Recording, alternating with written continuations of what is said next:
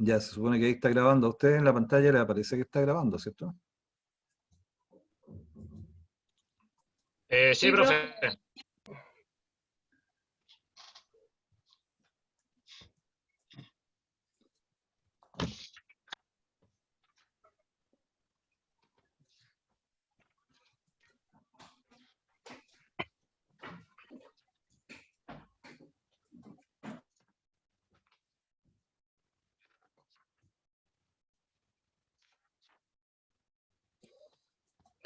Ya, vamos a empezar. Bueno, en la clase anterior estuvimos viendo algunos temas respecto al alcantarillado público. Vamos a retomar ese tema a partir de la instalación de los colectores. Entonces, en este tema de los colectores de alcantarillado, normalmente se utilizan tuberías de cemento comprimido, de acero en algunos casos, galvanizado, hormigón centrifugado, HDPE y PVC. En la que está en la imagen es un colector de PVC de 200 milímetros. Y todos los materiales, un requisito indispensable es que todos los materiales que se usen, tanto en los colectores como los elementos necesarios para las uniones, tienen que cumplir con las normas respectivas. Ahí les coloqué los nombres de esas normas. En este caso se debe cumplir con la norma 2252, la 1721, etcétera, referente a tuberías de PVC para lo que vamos a ver ahora. Esas normas están específicas para ese material. Habíamos hablado de la forma de este proceso que ya estamos con la zanja abierta, con la capa perdón, no de ripio, de arena, base colocada. Eso significa que ya estamos con el nivel del sello de la excavación revisado y rectificado de acuerdo a las pendientes del proyecto, de los colectores del proyecto. En ese momento se empiezan a bajar las tuberías, se alinean y ahí se empieza la instalación. De acuerdo a los diámetros, la indicación que sale acá en el texto es que los materiales se deben bajar con cuidado, no dejarlos caer, digamos, pensando en que en algunos casos los colectores son de mayor diámetro que el de 200 que tenemos acá. De 200 una tubería liviana que es posible bajarla manualmente a las excavaciones y ahí empezaría el proceso de instalación del colector. Este es un resumen de unas recomendaciones que encontré por ahí en los textos, que estaba bien ordenado de acuerdo a cómo es la secuencia constructiva, ¿eh? Entonces, ¿de qué se trata esto? Nosotros habíamos hablado también que normalmente nosotros trabajamos por tramos, no con el colector completo, dependiendo del largo, ¿cierto? Con tramos que permitan trabajar, colocar los tubos, iniciar entre cámaras o cada cierta cantidad de metros, se prueban, se hace un relleno parcial de la zanja y se sigue avanzando con la excavación de otro sector. Cuando ya estamos con el fondo rectificado, como les decía, con la cama de arena dispuesta y en la pendiente que indica el proyecto,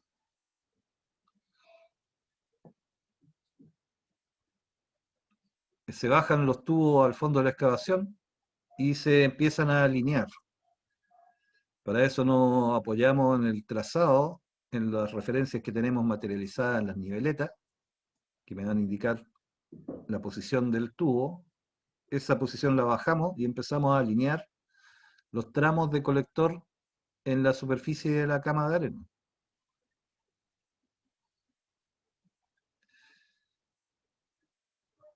Y eso se alinea de acuerdo al trazado antes de empezar con la conexión de las tuberías.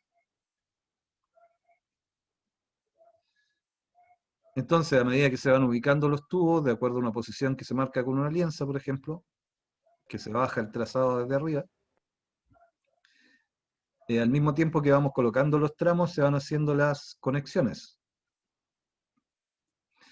¿Qué cosas tenemos que tener cuidado? Por ejemplo, que debe exigirse que el tubo quede apoyado en toda su longitud. Aquí dice que de ser necesario, bajo la cabeza o la campana de la unión de los tubos, se puede hacer una pequeña cavidad en la arena de manera que el tubo no quede levantado en la zona de las uniones.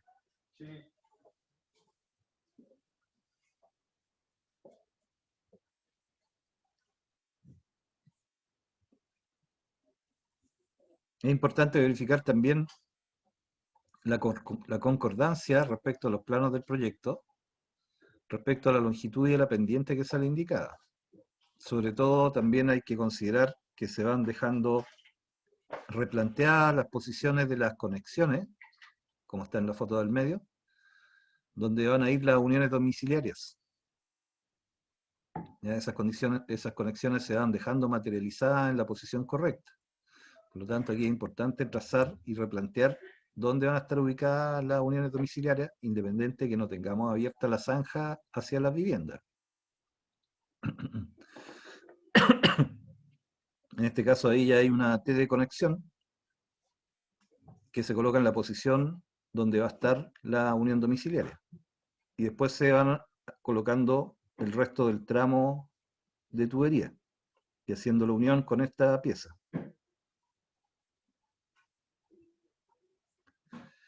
Dependiendo del material que se usa para la tubería, existen diferentes tipos de uniones, ¿cierto? En este caso, en el PVC, se utilizan los colectores la unión tipo Anger, que es una unión que viene con una campana en la pieza de unión, en que se coloca un anillo de goma dentro de un surco que trae la pieza, que va a ser después el sello hidráulico de la unión.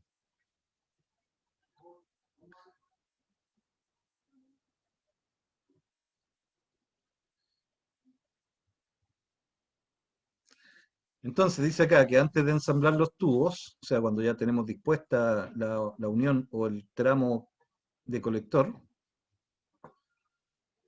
se debe biselar y limpiar bien el extremo. Esto es para PVC, ¿eh? Estamos hablando todo esto para los colectores de PVC. Se debe limpiar y biselar la punta del extremo que vamos a colocar dentro de la campana. Previamente se coloca la gomita y un lubricante. Buenas noches. Buenas noches. Previo a la conexión, entonces, se verifica la correcta posición y la forma del anillo elástico y se aplica lubricante en la espiga biselada. La espiga biselada es la punta del tubo que vamos a meter adentro de la unión. Entonces, antes de meter eso, se verifica que el anillo de goma esté bien puesto en la posición correcta y ahí se inserta la tubería. Con un pequeño giro, dice ahí, hasta el fondo del enchufe de la otra pieza o de la pieza de unión.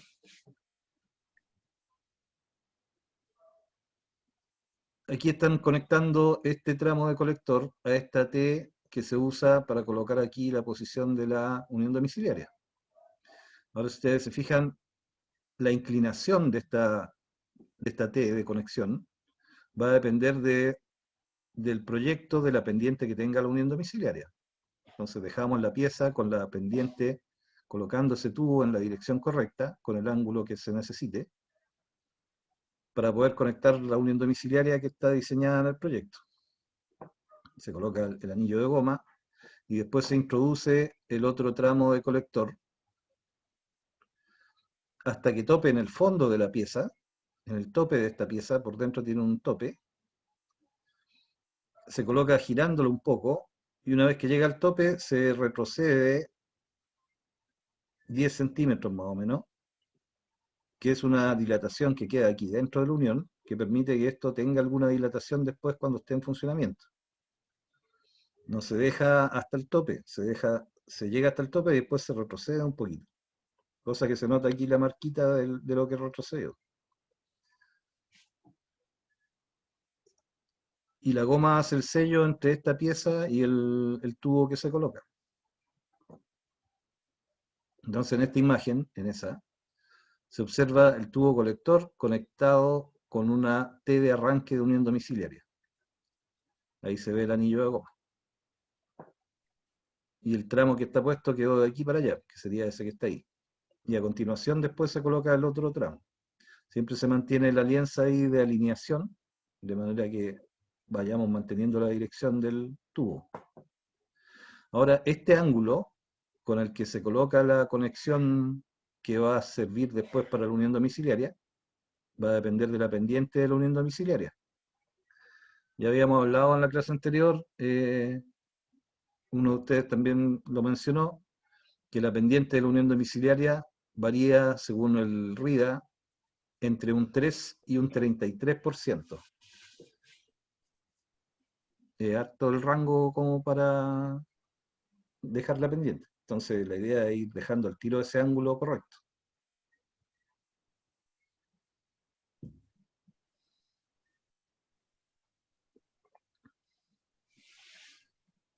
Y después se continúa con el otro tramo del tubo, al otro lado de la T de conexión.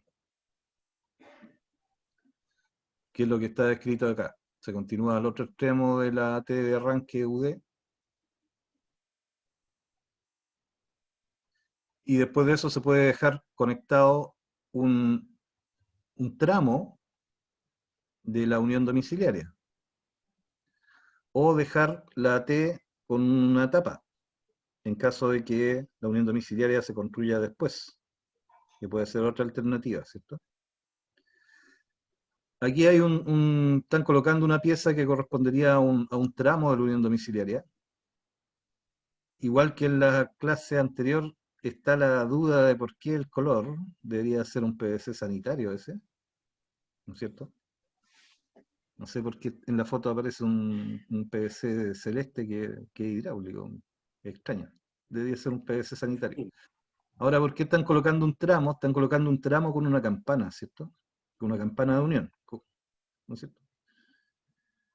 Están colocando ese tramo porque no hacen de inmediato en esta foto la excavación completa hasta llegar a la cámara de la unión domiciliaria, sino que solamente están haciendo la zanja con el colector y están colocando aquí un tramo de tubo, cosa que permita después hacer el relleno del colector, las pruebas, y una vez que sea posible construir la unión domiciliaria, yo me conecto desde esa unión hacia afuera.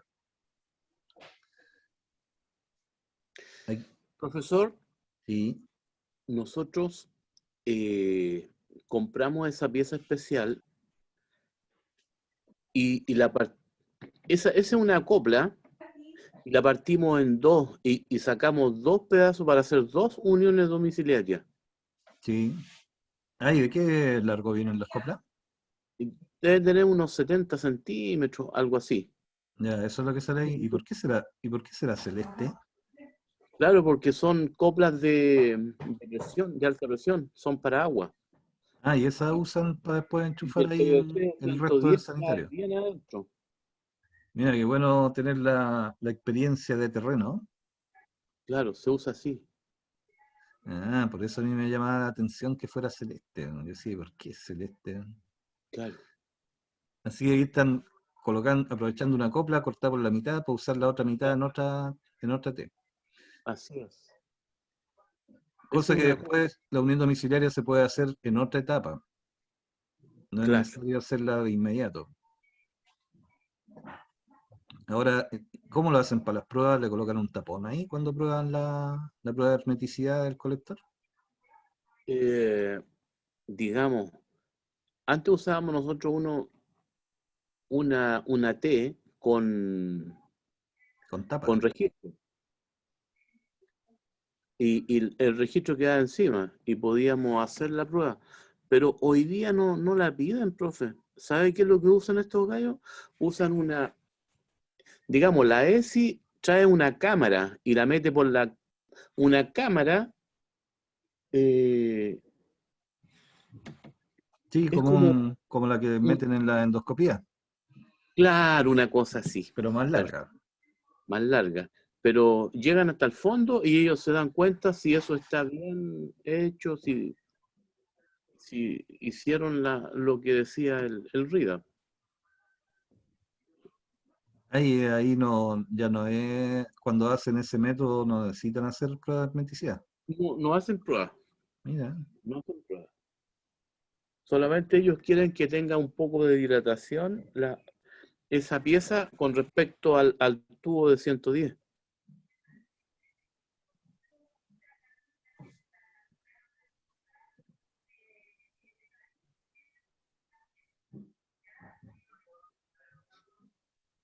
Además, después de eso, nosotros tenemos que hacerle un machón de hormigón, profe. Sí, pues, aquí en esta, Claro. ¿lo hacen acá atrás o completo? Se hace completo. A los dos lados de la T. Claro, claro.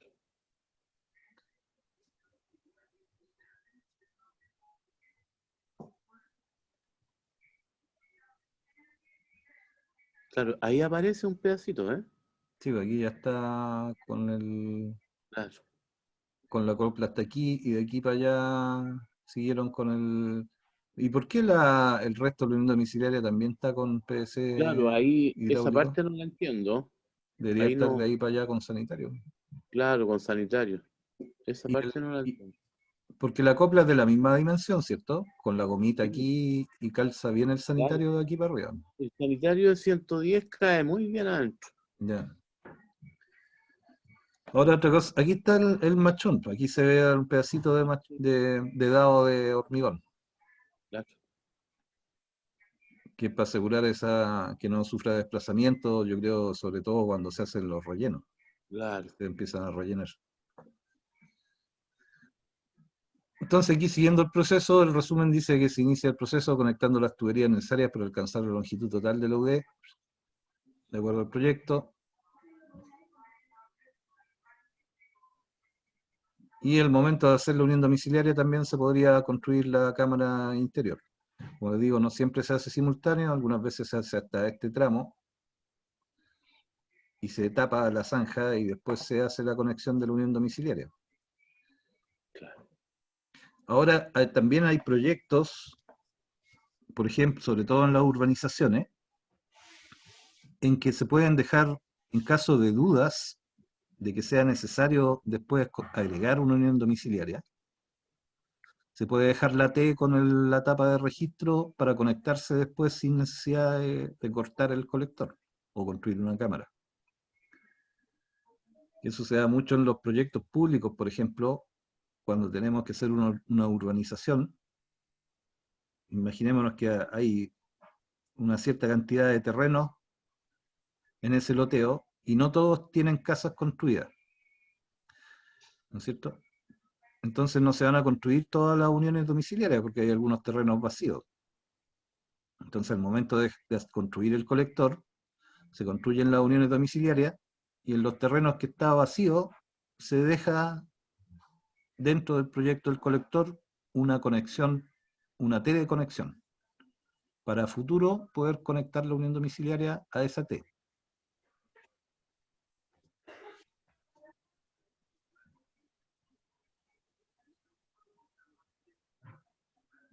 Entonces dice aquí también que en algunos casos, según los requerimientos del proyecto, es necesario realizar refuerzos de hormigón, como los que decía don Ramón, que ahí hay una foto, como por ejemplo en machones de anclaje, en refuerzo en los cruces de las cañerías, o como cama de apoyo de hormigón. En esta imagen dice, se observa un machón de anclaje ahí, en la parte posterior del UD.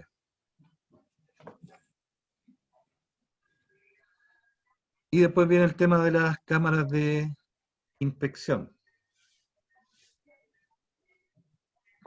La idea cuando estamos haciendo este tipo de obras es tener, si vamos a tener una buena cantidad de casas que hacer y de conexiones y de cámaras, considerar dentro del lugar de trabajo, ya sea en la instalación de faena o en un espacio que me sea ordenado, acopiar los materiales de las cámaras, como aparece ahí en la foto, de manera que sean fáciles de transportar y en un lugar seguro para evitar pérdidas también.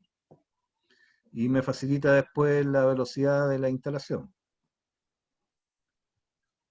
En este caso son cámaras prefabricadas, ahí está el acopio de todas las partes, del cuerpo de la cámara, de los conos y las chimeneas.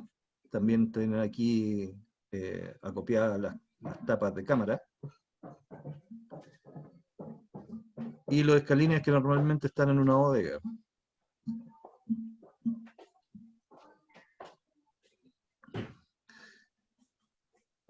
Y ahí ya pasamos a la construcción de las cámaras. Aquí hay estas imágenes corresponden a la construcción de cámaras domiciliarias.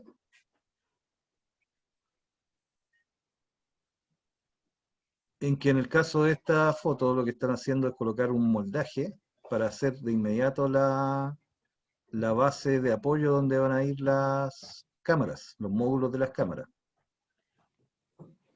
Y en este caso están dejando incorporado al tiro un tramo de tubo, ¿no es cierto? De manera que quede incorporado en el hormigón, que se hace en esa especie de anillo, y en este caso están haciendo de inmediato la banqueta en obra res, ¿no es cierto? Con hormigón, con la forma de las curvas, de acuerdo al escurrimiento que va a tener el proyecto.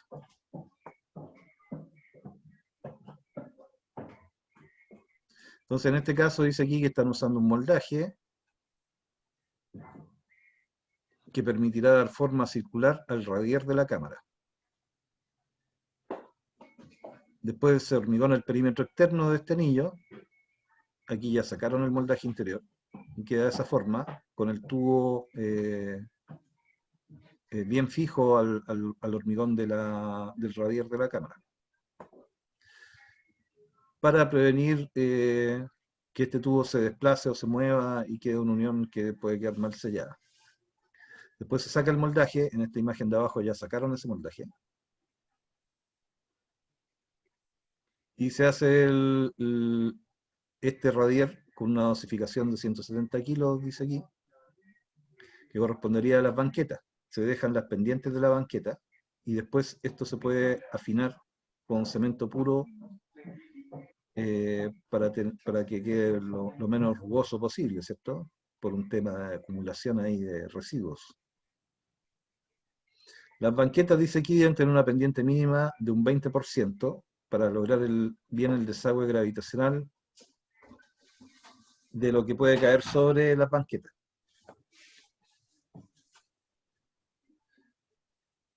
Y una vez que está esto hormigonado, se empiezan a montar los módulos de la cámara, del cuerpo de la cámara. Ahí hay otra imagen ya con el módulo instalado. Esta es una cámara domiciliaria, por eso es tan bajita. Y tiene una tapa tipo acera, que se coloca ahí en el módulo. Y ahí ya se nota que las banquetas, en este caso, fueron, después de lo que vimos del hormigón que se hizo antes, fueron afinadas y terminadas con cemento puro. Esta es la forma de las curvas del escurrimiento. Esta curva hacia acá es probable que indique que esa es la dirección del escurrimiento.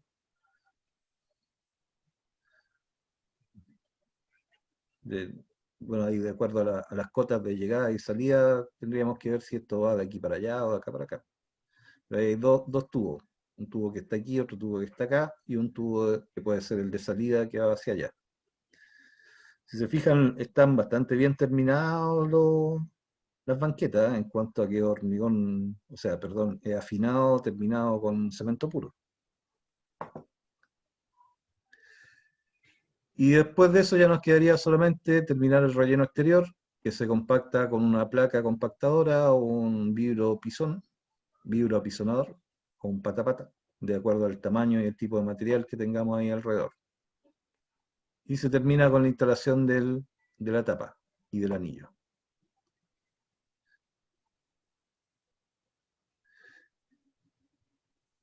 Y las otras son las cámaras públicas.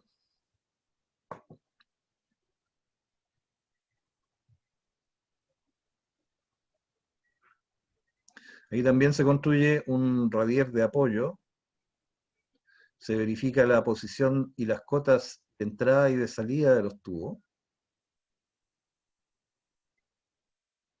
Y este radier de apoyo también sirve para empezar a colocar los módulos del cuerpo de la cámara, que estarían en este caso en esa foto. En este caso ya los módulos son más pesados y se mueven normalmente a máquina, ¿cierto? Con una máquina, de acuerdo al diámetro de la cámara que se está usando. Por eso son esas perforaciones.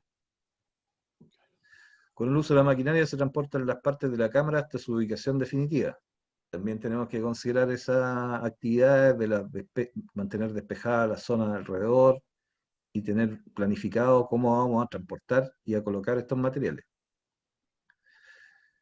Una vez que está montado el cuerpo de la cámara, o sea, antes de poner esta chimenea que está aquí en la foto, se hace el trabajo fino de rematar las banquetas. ¿Ya? Se estucan y se afinan las banquetas con cemento puro. Y después podríamos continuar colocándolo, en este caso la chimenea, y de aquí hacia arriba va a ir el cono, y de aquí hacia arriba va a ir la chimenea. Dice acá en el texto que en el caso de las imágenes se trata de una cámara tipo A, con el cuerpo y el cono ya instalado.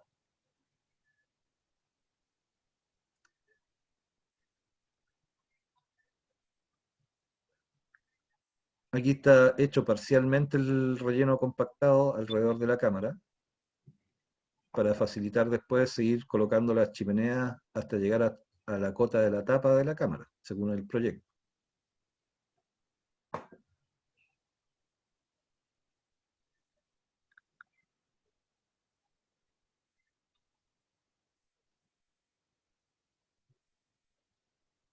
Aquí vienen algunas indicaciones de cómo se hacían las pruebas de hermeticidad. Incluso está con foto. Ahora me decía Ramón que ya no se hacían así, pero nunca, ya no se hacen así, o en algunos casos todavía se hacen. Bueno, Que en los miren, colectores públicos sí. sí, pues, En la UD ahí no. domiciliaria, ahí no la piden. Ya, pues, entonces, una vez que están hechas estas cámaras, es una recomendación, están hechas las cámaras, se procede a hacer la primera prueba de hermeticidad.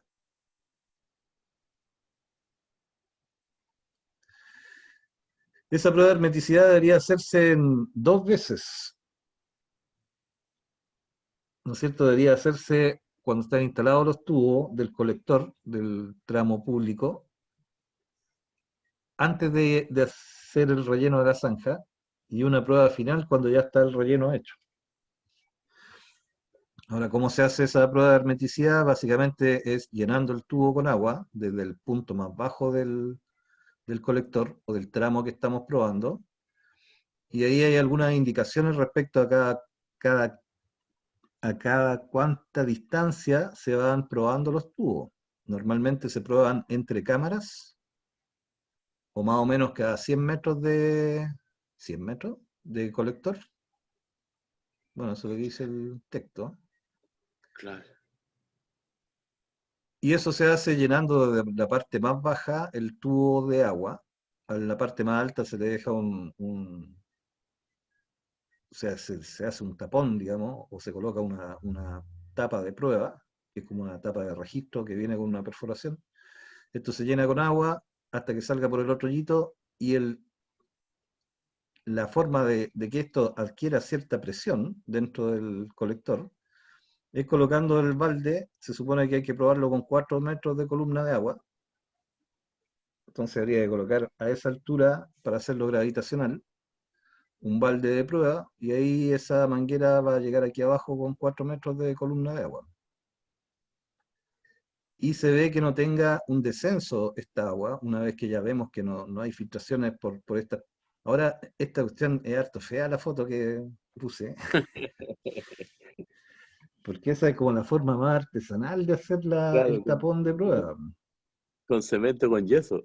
Claro, el cemento con yeso, y hay que le ponen ahí Claro. una arpillera o sacos de cemento con yeso, y normalmente esas cuestiones se pasan y hay que estarla poniéndola de nuevo hasta que no se pasa. Y la otra forma es colocarle una tapa de prueba, una tapa de. Claro. Chuta, están peleando los gatos. La cosa es que esto se hace con agua. El agua tiene cierta presión, la presión no se le da con una bomba como en las cañerías de agua potable, sino que se da por gravedad. O sea, se coloca un recipiente a cierta altura, se llena el tubo completo con agua, en la otra punta hay un hoyito que permite ver que despiche, que salga el aire por ahí en el fondo, que quede completamente lleno de agua, y se sella después de ese hoyito, y se le colocan 4 metros de diferencia de altura, y se mide que esto no descienda. Entonces se debería hacer una prueba antes de terminar el relleno, cuando hay poco relleno sobre la tubería, y otra prueba que se hace final cuando está el tramo completo construido. Ahí está el paso por paso de todo esto. Y se aplica una presión, dice, cada 4 metros de columna de agua durante 30 minutos. ¿Y cómo se ve si tiene filtraciones? Se le hace una marquita ahí al nivel de agua y se ve que no descienda. Va a depender mucho de que este sello esté bien hecho, el sello de prueba. No encontré una foto con algo más sofisticado que eso. ¿Usted la ha hecho con tapones de prueba o no? Hay una pieza Sí, especial para probar, ¿cierto? claro. Que se De coloca en el hecho, tubo y después se claro, saca. tal como dice usted. Sí, pero esta es como la más artesanal que hay. Dentro de las cámaras nosotros hacíamos ese tipo de pruebas, con un tapón de yeso, con cemento y todo eso. Y además de eso, hay otras pruebas que indica el RIA que son para ver que el tubo esté bien alineado, que es una prueba de luz, Claro, que se coloca a un lado del tubo un espejo y para poder ver que la luz que se mete por la otra punta se vea una circunferencia. Si no se ve una circunferencia es que el tubo tiene una desviación. claro. Por eso es importante que durante el proceso de colocar el tubo nosotros nos aseguramos de tener alineado el tubo con estas lienzas a medida que vamos haciendo las uniones. Claro. Que después de la prueba de luz igual es bien acusete de que haya un quiebre por ahí. Y con eso el resto consiste en el trabajo de control de compactación del relleno de las zanjas, siguiendo la especificación técnica que nos indica cómo se coloca el relleno, con qué material, en cuántas capas, y haciendo pruebas de control de densidad.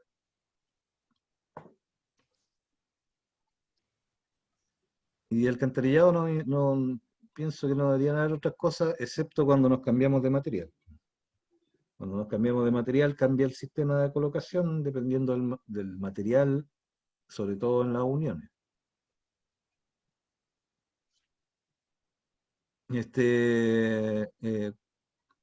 El HDP tiene uniones termofusionadas, que hay una máquina que hace el corte y hace las uniones con distintas maneras de termofusión, que se controla la temperatura y se funde la unión de las piezas. Electrofusión. Y eso está también regulado por otras normas. Así que ahora nos vamos aprovechando que nos queda un poco de tiempo, nos vamos a cambiar para el agua potable, para las matrices de agua potable. Yo este es un tema que no he tenido tanta experiencia en obra, en alcantarillado y matrices públicas. Así que traté de colocar algunos resúmenes lo más claros posibles de lo que encontré en los textos.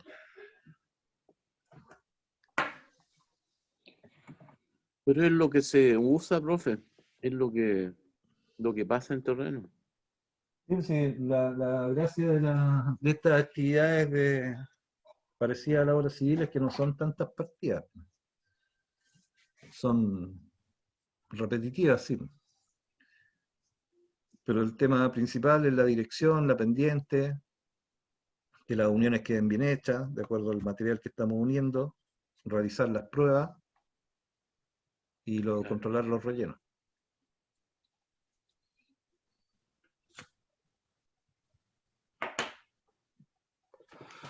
Ya, entonces, siguiendo con el tema del agua potable, el agua potable también forma parte, pública, perdón, forma parte de las especialidades que están incluidas dentro de las obras de urbanización.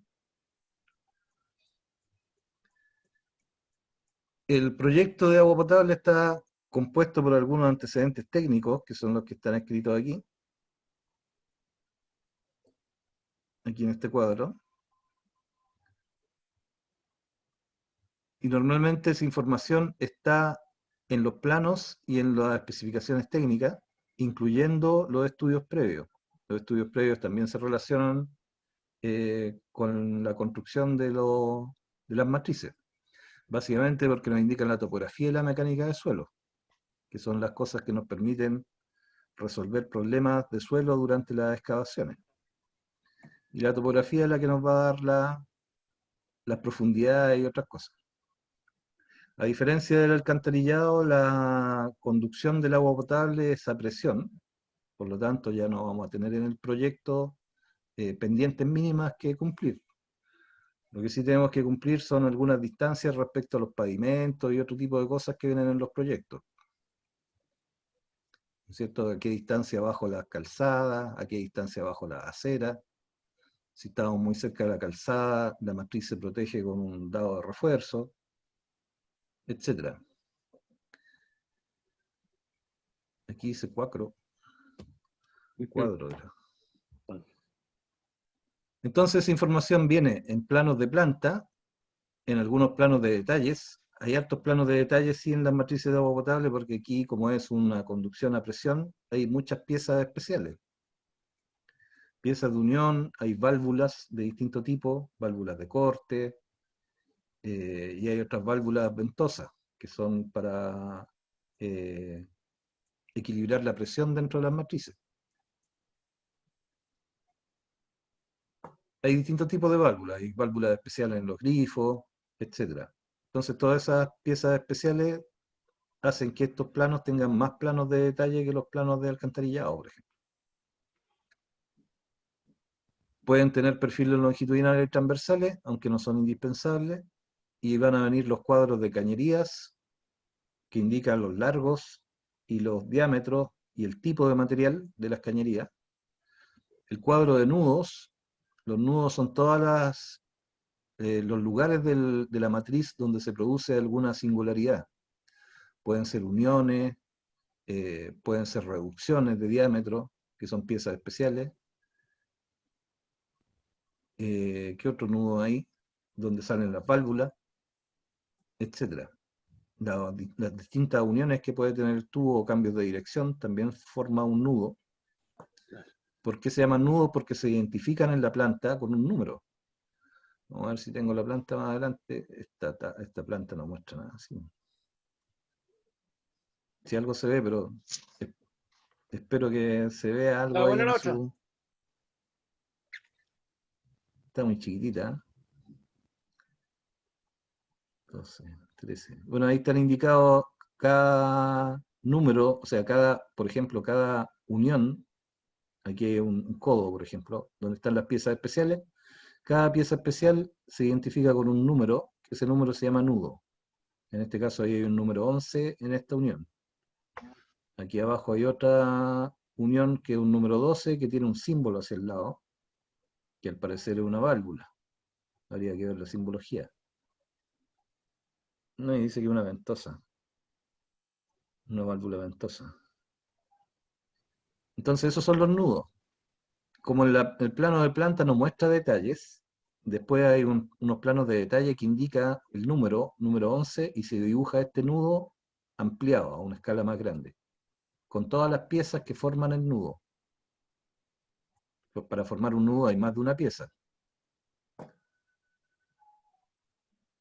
Por eso se agrega dentro de los planos de agua potable un cuadro de nudos y detalles de nudos.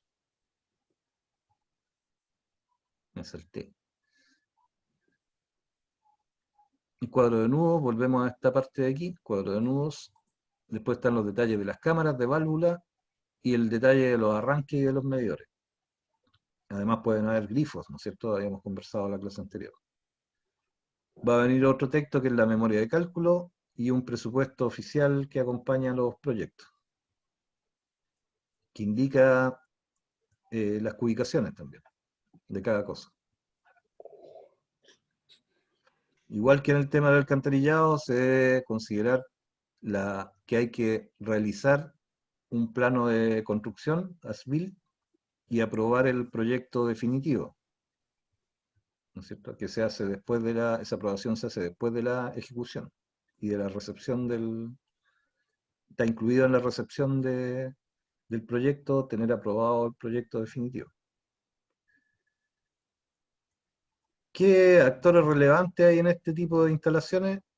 El mandante, el contratista, que son los típicos, la ESI, que es la empresa certificadora independiente, la empresa sanitaria, para todo el proceso de recepción y de enrolamiento, y el laboratorio de suelo. Además de que podemos tener un autocontrol dentro de la obra para llevar el registro de todas esas pruebas y recepciones. El tema del enrolamiento es importante porque aquí se enrolan los medidores que se instalan, ¿no es cierto? Cada uno de los medidores, una vez que se hace el proyecto definitivo, la aprobación del proyecto y la recepción, cada medidor se enrola, eso quiere decir que se anota la lectura inicial, pensando en que una parte de la lectura corresponde a alguna prueba hidráulica que se haga. Entonces la compañía sanitaria enrola el número del medidor con el nombre del propietario, con el rol de la propiedad y con una especie de contrato de suministro con el propietario. Por eso no se instalan medidores en sitios eriazos. No se puede. O sea, la empresa sanitaria no te instala el medidor en un sitio eriazo. Tiene que haber una construcción. Y eso queda enrolado. Entonces eso forma parte también de la entrega que uno hace a ESPAL. El enrolamiento de los medidores. Esa es responsabilidad del instalador que hace la instalación final. Ahí hay un detalle de arranque. También esto va a ir cambiando de acuerdo a los materiales. No está todavía el material, está más adelante. Entonces este es un ejemplo de un tipo de arranque.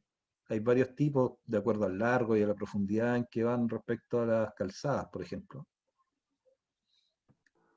En cada plano hay un detalle de estos que indica todos esos detalles, incluso con la numeración de las piezas especiales que hay que colocar, de las T, de los codos, del tipo de unión, así que lado tienen el hilo, los diámetros. En este caso está el medidor que estaría dentro del terreno de la casa, y esta llave de corte que queda normalmente en la zona de las aceras, de las veredas, ¿cierto? Van a estar indicadas las coplas con su respectivo material. Esto va numerado cada una de esas piezas y va un cuadrito aquí al lado con los detalles de especificación del diámetro y del tipo de material. En este caso hay medidor, algunas piezas especiales, codos de distinto tipo, tramos de cañerías, una llave de corte, que es la donde nos corta el agua a la compañía. Claro. Hoy día, profe, se llama llave antifraude. Así. Así se llama. Claro, que se supone que en algún momento, si uno nunca pagó la cuenta, o si algo pasó que se dio de baja el medidor, ellos cortan el agua de aquí afuera. Claro, Y si uno insiste en no pagar, le retiran el medidor. así es.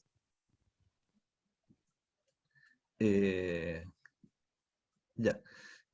Copla de Unión Americana ahí, seguramente. La Unión Americana se usa cuando hay cambio de materiales, ¿cierto? Y para poder trabajar mejor, profe,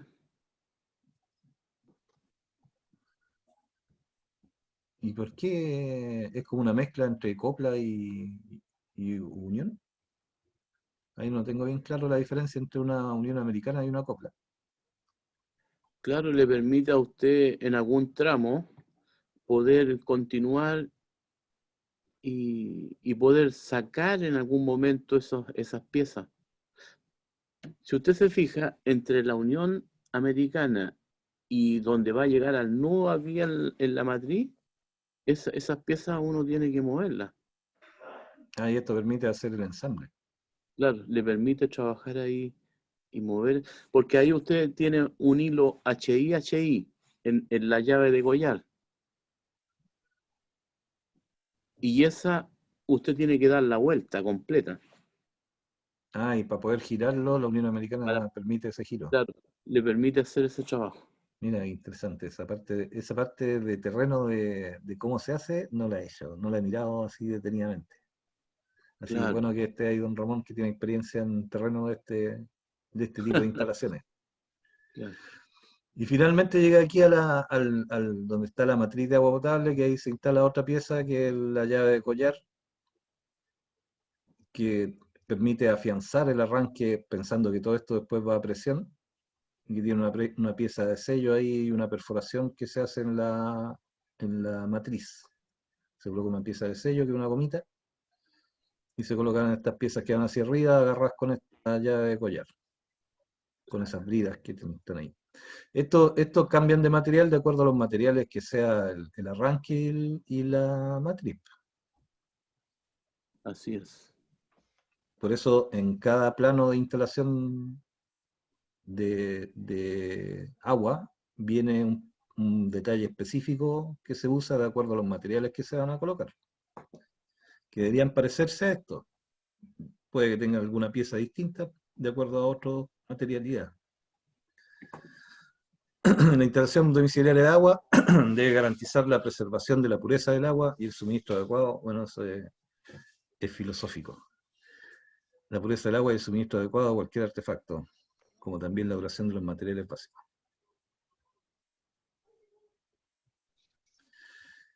El plano de planta, entonces, muestra la ubicación de la matriz, indicando los nudos, los diámetros de las cañerías, el largo y el material que se usa en cada elemento. En el caso de los loteos también se indica la posición de los arranques y los medidores. No la instalación interior. La instalación interior en los loteos, normalmente cuando son casas que son todas iguales o del mismo tipo, se hacen planos tipo. O sea, si yo tengo una urbanización en que las casas son de dos modelos y un modelo trae dos baños y el otro modelo trae un baño, voy a tener dos planos tipo de instalación interior. No es necesario hacer una por una proyectos domiciliarios. Puede ser un plano tipo, de solución tipo. En los planos de detalle se definen los elementos complementarios como son los grifos, las cámaras de válvula, los detalles de los nudos, los rellenos de la zanja y los detalles de solución para los arranques, con el detalle de las piezas especiales y la unión de las matrices.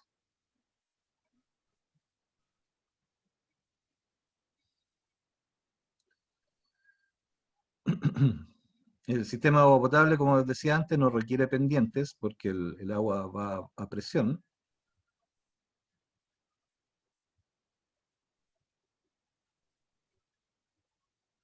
Y se considera que la empresa sanitaria debe asegurar que en toda la matriz está entregando una presión de alrededor como mínimo, de 15 metros de columna de agua en el consumo máximo horario. O sea, eso quiere decir que ellos hacen una estimación, por ejemplo, de en qué horario pueden estar todas las casas consumiendo agua, y en ese momento ellos tienen que asegurar que en toda la matriz tienen como mínimo 15 metros de columna de agua. Eso significa que algunas partes de la matriz pueden tener más presión que esas presiones de servicio. Incluso en algunas partes, de acuerdo a cómo ellos hacen la conducción del agua, tienen unas válvulas reguladoras de presión para bajar la presión. Que hay zonas de las redes que funcionan con más presión y al llegar al arranque colocan una válvula reductora, porque tampoco pueden colocar una presión excesiva en el arranque de agua, que a lo mejor la matriz sí la resiste, pero el arranque de agua no la va a resistir. Entonces un poco antes del arranque colocan una reducción de presión.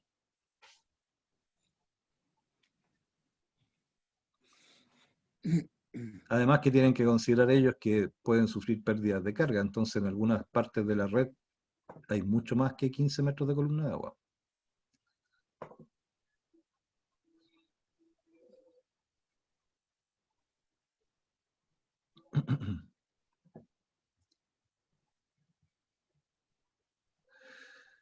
Y después viene lo que muestra los planos de detalle. Como les decía, igual que en el alcantarillado, hay planos de detalle que indican los rellenos de la zanja, el material y las dimensiones.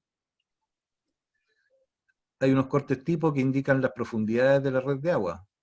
Dice aquí que la profundidad mínima de la red de agua potable debe ser de 1,10 m sobre la clave de la tubería.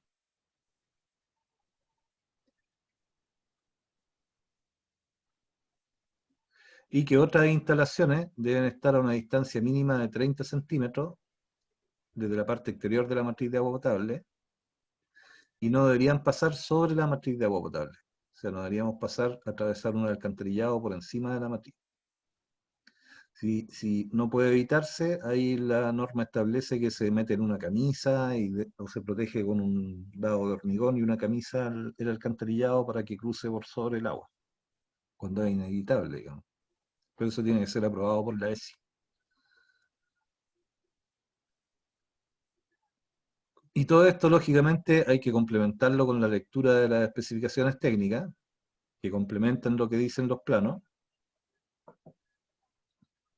y también indican las obligaciones y las atribuciones de cada una de las partes, sobre todo para ver la relación que hay entre la contratista, inspección técnica y ESI. Y también las especificaciones técnicas van a indicar medidas de seguridad de acuerdo al tipo de suelo, por ejemplo, respecto sobre todo a las excavaciones, que sería aquí lo que dice respecto a los movimientos de tierra. También establece la frecuencia de los ensayos que se vayan haciendo.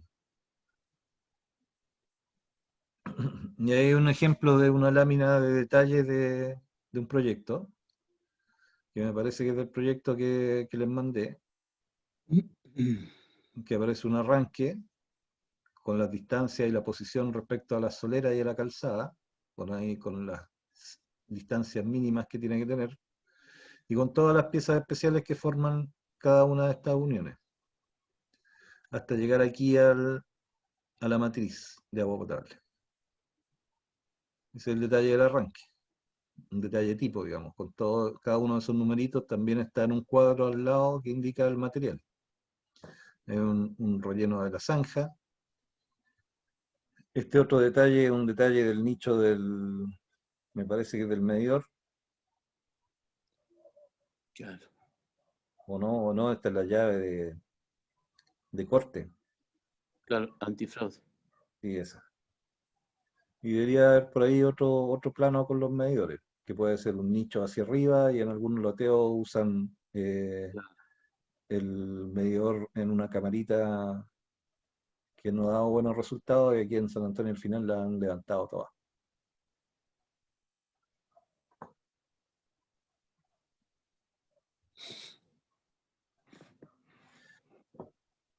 Aquí hay otros detalles, aquí hay un detalle, un cuadro de nudos. Cada uno de estos cuadritos corresponde a una unión, ¿no es cierto? Aquí hay una unión que hay un cruce y especifica todas las piezas que debe tener para distintos tipos de nudos que hayan en el proyecto. O sea, cada uno de esos numeritos que veíamos en la planta, después al lado tiene un cuadro de nudos. Hay una cámara de válvula, una ventilación, que va después de una válvula ventosa. Esas válvulas me parece que son para eliminar burbujas de aire dentro de las redes, pasan por una válvula que deja salir el aire y la sacan por estos tubitos de ventilación, pero no deja salir el agua, para no perder presión, ¿cierto? Entonces es una válvula, que me imagino que la deben usar en los cortes cuando después tienen que llenar las redes de nuevo. Aquí hay una cámara normal de válvula, que puede estar asociada a un grifo o una cámara de corte. Después los colectores también, otra cosa que no hemos hablado de las instalaciones públicas, que las matrices de agua potable se sectorizan. Entonces, para no tener que cortar, por ejemplo, una gran zona geográfica para hacer un cambio de una matriz, se sectorizan. Y cada ciertos sectores colocan válvulas de corte, que permiten independizar un sector de la instalación de la red pública respecto a otro sector. Y además se usan estas válvulas de corte donde están los grifos. Cosa que el grifo, aparte de tener el control del agua en el perno que trae el grifo, que es como una llave que se cierra y se abre. También tiene una llave de corte que está metida en una cámara, que es donde se conecta el grifo a la matriz. Y los grifos tienen el inconveniente que en algunos casos se bloquea esta válvula cuando uno los abre y los cierra muy bruscamente. Por un tema de presión se bloquean cuando son mal operados los grifos. Y tienen que ir a soltar esta válvula para poder volver a hacer funcionar el grifo. Y van a haber otros detalles de las tapas y de otros elementos que sea necesario hacer. Si esta cámara es de albañilería o de hormigón armado, va a estar en el plano de detalle. También van a haber detalles de los refuerzos de los nudos, cuando hay refuerzo de nudo, y detalles de cómo se hacen los rellenos de la zanja.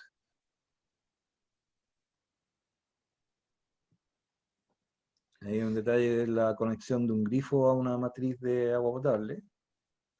Está el grifo como artefacto. Las tuberías, las piezas especiales que se colocan. Aquí ya hay una primera válvula.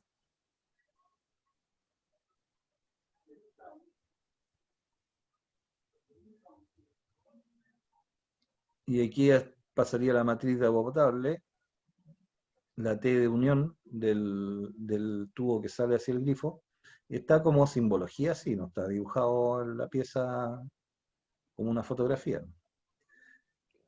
Y ahí están todas las piezas que se deberían colocar, que son adaptadores, en este caso adaptadores para pasar del material de la matriz al material de la cañería que va hasta el grifo, que no siempre son del mismo material. Estos son planos tipo también, que cumplen con las normas, y hay planos tipo para cada tipo de material.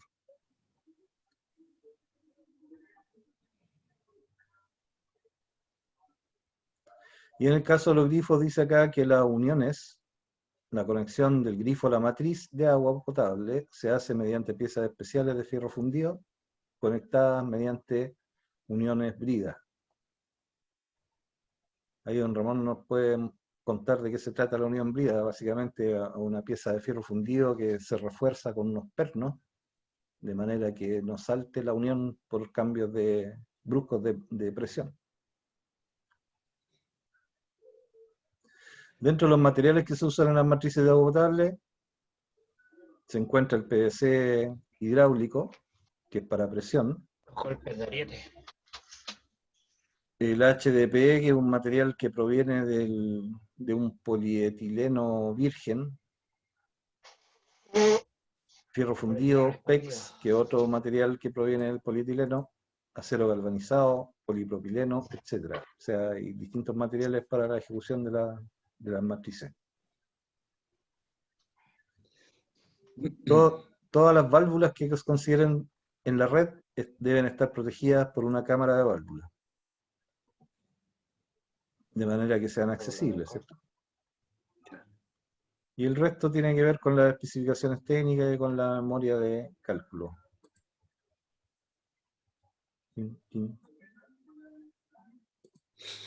Hoy día está de moda el HDP, ¿eh? Sí, sí, se usa harto. En todas las urbanizaciones se usa HDP. Que funciona bien, permite hacer diámetros grandes, con menos peso, tiene cierta elasticidad, en caso, sobre todo acá que estamos en zonas sísmicas, Claro. que lo hacen más durable.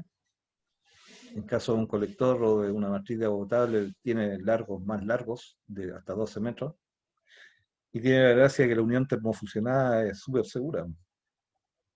Muy buena, según lo he entendido. Y es rápida de hacer, pues, en el fondo se hace con una máquina que termofusiona y que uno le toma el tiempo a la máquina y el operador es especializado en eso.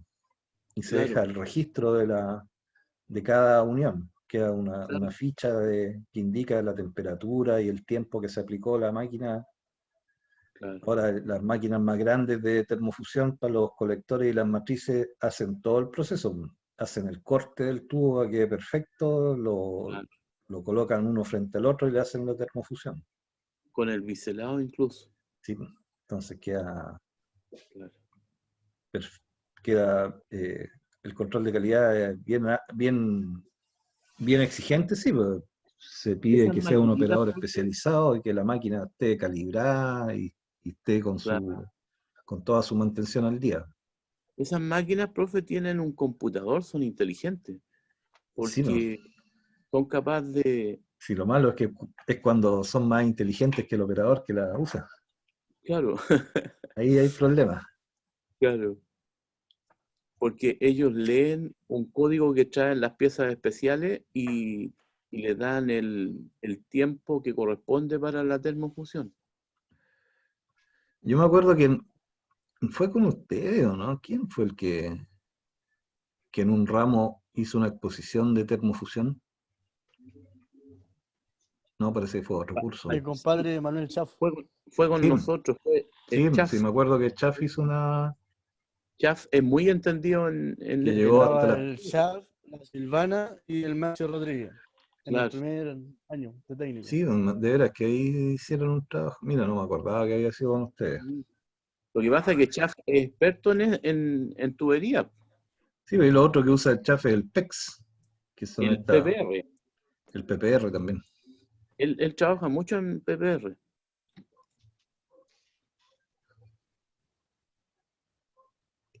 Ay, me parece que también el informe de título lo hizo en Parece. PPR. Sí, profe. También lo hizo de PPR el informe. Sí, sí, sí, me acuerdo que yo estuve en esa examen de grado.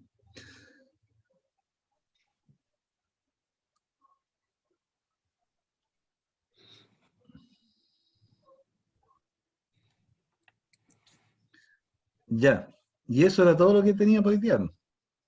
Estaba interesante, profe. Hoy Habían día hartas cosas. Bueno, que me sobró un poco de tiempo.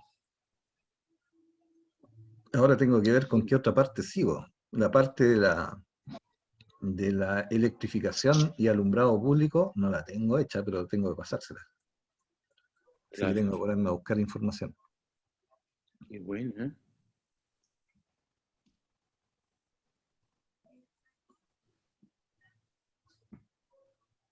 Así que eso sería le por lo queda menos tiempo del... para que, ¿Sí? le va a quedar tiempo para que la pueda buscar, pues, profe.